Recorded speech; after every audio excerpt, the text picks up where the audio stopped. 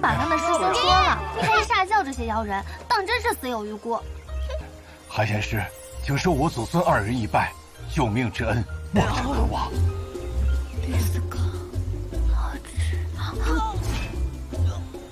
怎么还有人呢？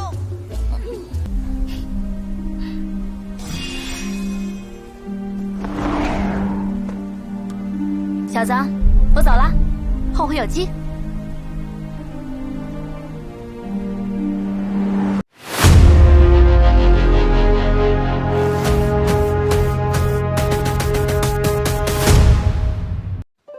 Hanli teringat pada seseorang gadis muda yang dulu ia rekomendasikan untuk bergabung dengan Lembah Mapel Kuning. Kenangan itu meninggalkan kesan mendalam di hatinya. Namun, tak lama kemudian, pikiran beralih pada sosok lain. Seseorang lelaki tua bertubuh kecil yang pernah menerimanya sebagai murid. Saat mengingatnya, hati Hanli terasa sedikit sedih. Dengan usia yang telah lanjut, lelaki tua itu jelas tidak mungkin memiliki inti emas. Meski begitu, dialah orang yang memiliki ikatan persahabatan paling dalam dengan Hanli. Kini kemungkinan besar orang itu telah meninggal dunia. Perasaan Hanli kesal dan berpura-pura senang di depan mereka. Lalu Niying mendekat dan berkata, adik bela diri Junior Xiao sudah bukan gadis kecil lagi. Dia sudah menikah dan mencapai tahap pembentukan inti sejak beberapa puluh tahun yang lalu. Setelah pulih dari keterkejutannya, Hanli tersenyum dan menjawab, oh, dia juga berhasil memasuki tahap formasi inti? Itu benar-benar mengejutkan. Niying lalu berkata dengan lembut, aku beberapa kali mendengar adik bela diri Junior Xiao bercerita tentang bagaimana Senior Han dulu membujuknya masuk ke sekte ini. Dia selalu merasa sangat berterima kasih dan peduli pada Senior Han. Senyum Hanli perlahan memudar. Dengan nada datar, ia berkata, aku hanya memperkenalkannya kepada kakak Ma karena bakatnya bagus. Sekarang semua itu sudah menjadi masa lalu. Nian dan Lei Wanhe hanya bisa saling tersenyum pahit. Upaya mereka untuk membujuk Hanli kembali ke sekte jelas telah gagal. Alasan penolakan Hanli pun dapat mereka tebak. Di masa lalu, saat para murid inti bergabung dengan Persatuan 9 Negara, Hanli yang saat itu hanyalah murid pendirian fondasi tingkat rendah, dijadikan umpan dan ditinggalkan. Tidak heran jika ia merasa terasing dari Lembah Mapel Kuning dan tidak berniat kembali. Karena tak ada lagi topik pembicaraan, Hanli tiba-tiba bertanya kepada kultivator paruh baya dari sekte Bulan Bertopeng. Apakah kalian memiliki seorang kultivator wanita bernama Nanggung Wan? Bagaimana keadaan sekarang? Nada suaranya tiba-tiba menjadi muram. Kultivator paruh baya bernama Tang Minghua terkejut, lalu segera menjawab dengan hormat. Ah, jadi senior mengenal Bibi Nanggong? Saat ini beliau sedang mengawasi sekte dan keadaannya baik-baik saja. Hanli tidak mampu menyembunyikan kegembiraannya. Bibi bela diri? Dia sudah memasuki tahap Essential? Benar, Bibi Nanggong berhasil mencapai tahap Essential lebih dari 100 tahun yang lalu. Dan kini menjadi sesepuh sekte kami. Apakah senior adalah teman lama beliau? Hanli menghela napas. Matanya tampak redup saat ia berkata, bisa dibilang begitu. Aku pernah menerima banyak kebaikan darinya dan selalu ingin bertemu kembali. Namun, selama setahun terakhir, aku terlalu sibuk dan tak pernah mendapat kesempatan. Tang Minghua tersenyum dan berkata, meski Bibi Nanggong jarang menerima tamu, senior pasti bisa bertemu dengannya. Apalagi dalam 3 bulan, beliau akan menikah dengan tetua Wei dari sekte pikiran mengalir. Upacara pendamping dao mereka akan meresmikan mereka sebagai pasangan kultivator. Awalnya, perayaan ini hanya mengundang kultivator tingkat tinggi dari Persatuan 9 Negara. Tetapi karena senior adalah teman lamanya, Hanli sudah tidak lagi mendengar kelanjutan perkataan itu. Pikirannya terdengung. Dengan wajah dingin, ia menatap Tang Minghua dan bertanya, upacara pendamping dao? Benar, Bibi Nanggong akan menikah dengan tetua Wei Lichen, seorang kultivator Essential yang telah mencapai 300 tahun yang lalu. Ia memiliki kemampuan yang sangat mendalam dan merupakan jenius kultivasi. Kedua sekte kami telah berusaha keras demi pernikahan ini.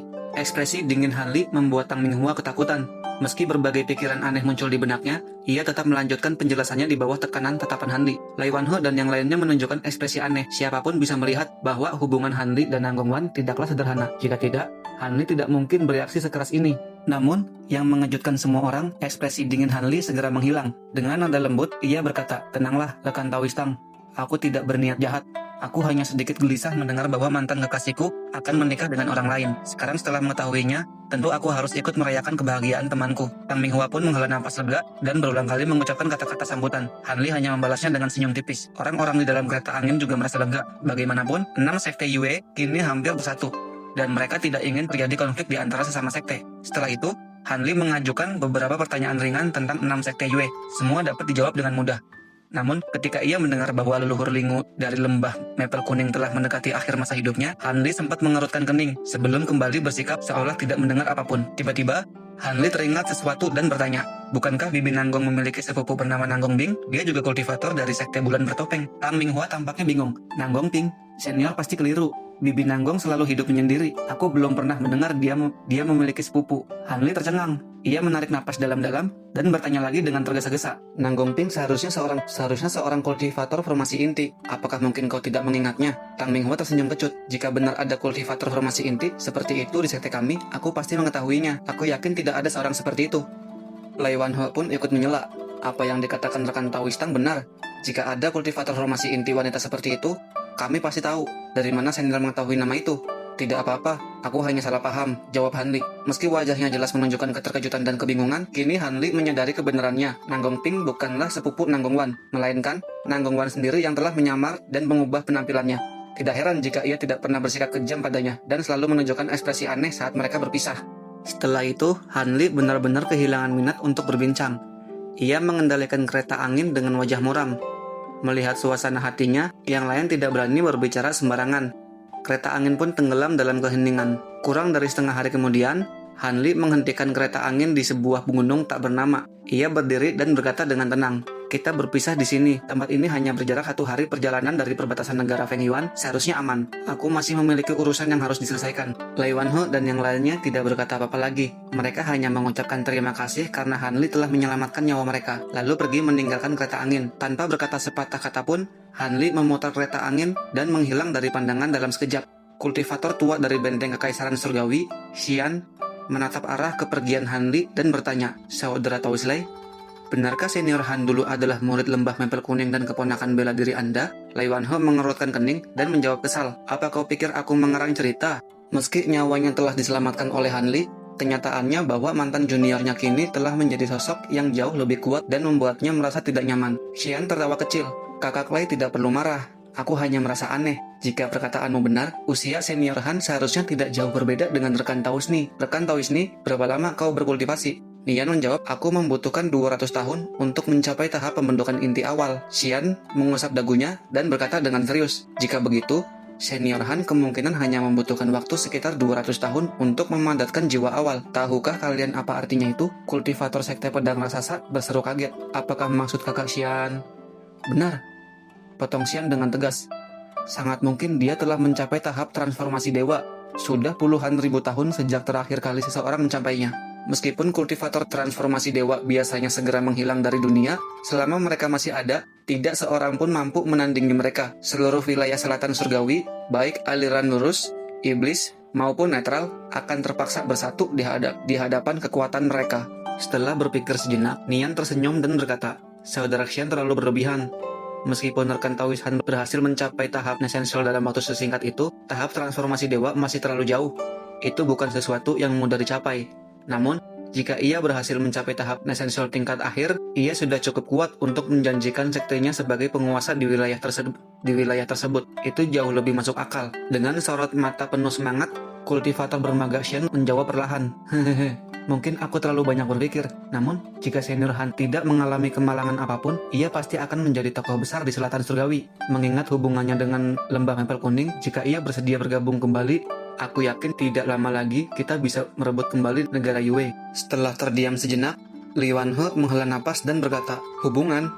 Kalian sendiri sudah melihatnya. Meskipun senior Han berasal dari lembah mempel kuning, sekarang ia adalah tetua sekte awan melayang dari aliansi Dewa Surgawi. Terlebih lagi, ia sama sekali tidak berniat kembali. Sekuat apapun sekte yang ia ikuti, lembah mempel kuning tidak akan mampu mengikatnya." Ucapan itu membuat yang lain terdiam. Kultivator dari sekte pedang raksasa bertanya dengan ragu, "Lalu, mengapa senior Han bersikap seperti itu terhadap sektemu? Bagaimanapun juga, dari sanalah asalnya. Apakah ia tidak berniat membalas budi?" Lei Wanhe menggeleng pelan. "Aku tidak bisa menjelaskan detailnya, namun dari yang kulihat, hubungannya dengan senior Nanggong dari sekte bulan bertopeng cukup dalam. Mungkin senior Nanggong bisa mencoba berbicara dengannya. Meski ia tidak bergabung kembali dengan 6 sekte Yue, setidaknya hubungan baik masih bisa dijaga." Tang Minghua berkata dengan ragu, "Kalau begitu, mungkin aku harus kembali ke sekte dan menanyakan secara langsung hubungan antara senior Han dan Bibi Dong dan Bibi Nanggong."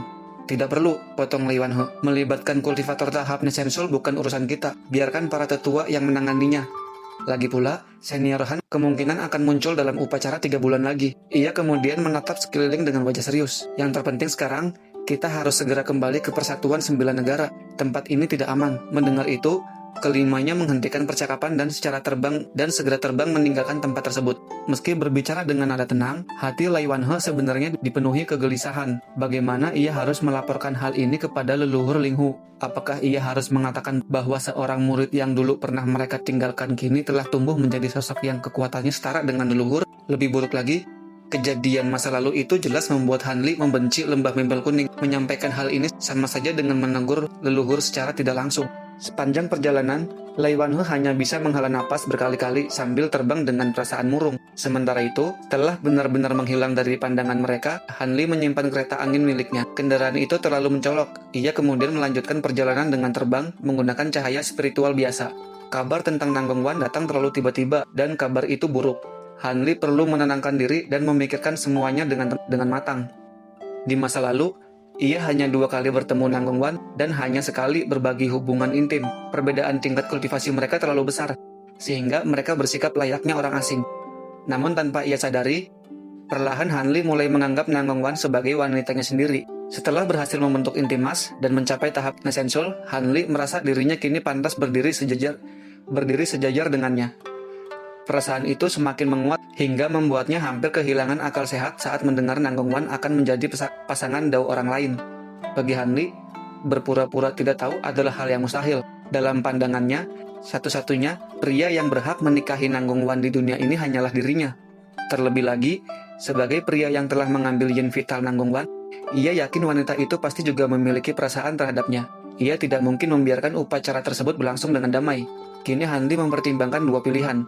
Pertama, langsung menuju sekte bulan bertopeng dan diam-diam membawa Nanggong Wan pergi.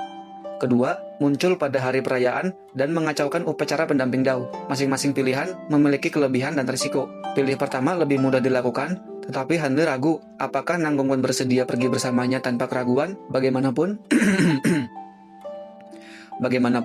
ia telah tinggal di sekte bulan bertopeng selama bertahun-tahun dan kini menjadi sesepuh. Tidak mungkin ia tidak memiliki beban tanggung jawab. Pilihan kedua jauh lebih berbahaya. Jika ia muncul pada hari perayaan, ia harus berhadapan dengan sekte bulan bertopeng, 6 sekte Yue, bahkan aliansi 9 negara. Namun jika ia berhasil, ia bisa bersama Nanggong Wan secara terbuka dan tanpa kekhawatiran di masa depan. Ada pula cara ketiga yang paling sederhana, membuat Wei Lichen menghilang dari dunia ini. Namun ini juga pilihan paling berbahaya. Sekte pikiran mengalir adalah sekte terbesar di persatuan 9 negara. Dengan 5 tetua tahap Nesensul, kekuatannya mereka jauh melampaui sekte awan melayang. Jika Wei Lichen selalu berada di dalam sekte, Han Li hampir tidak memiliki kesempatan. Bahkan jika ia berhasil membunuhnya, konsekuensinya akan sangat berat jika identitasnya terbongkar. Berbagai rencana silih berganti muncul di benak Han Li. Akhirnya, ia memilih jalan tengah yang paling aman. Ia akan terlebih dahulu pergi ke sekte bulan bertopeng untuk menemui Nanggong Wan dan menanyakan niatnya secara langsung. Jika Nanggong Wan ragu atau memiliki kesulitan untuk pergi, Han Li akan mengamati sekte pikiran mengalir dan mencari kesempatan untuk membunuh Wei Lichen secara diam-diam. Jika tidak ada peluang, ia akan muncul secara terbuka pada hari perayaan dan melamar Nanggong Wan di hadapan semua orang. Apapun hasilnya, Han Li telah memutuskan ia akan membawa Nanggong Wan pergi, bahkan jika harus menggunakan kekerasan. Dalam hidupnya, sangat sedikit hal yang mampu mengguncang emosinya. Selama ini selalu bertindak dengan rasional. Namun kali ini berbeda. Ia tidak bisa membiarkan Nanggong Wan menjadi milik orang lain. Dengan kekuatannya saat ini, kecuali kultivator Nesensul tingkat lanjut, hampir tidak ada yang mampu menghentikannya. Setelah membuat keputusan, semangat Han Li bangkit. Ia menenangkan pikiran dan meningkatkan kecepatan terbangnya, melesat cepat ke kejauhan. Mantap! Oke, itu tadi pembahasan kita kali ini. Kalau kamu suka, jangan lupa tinggalkan like, subscribe, dan aktifkan lonceng notifikasinya ya, biar Mimin semangat bikin videonya. Terima kasih yang sudah menonton. Sampai ketemu di video Andai Channel selanjutnya ya. Bye-bye.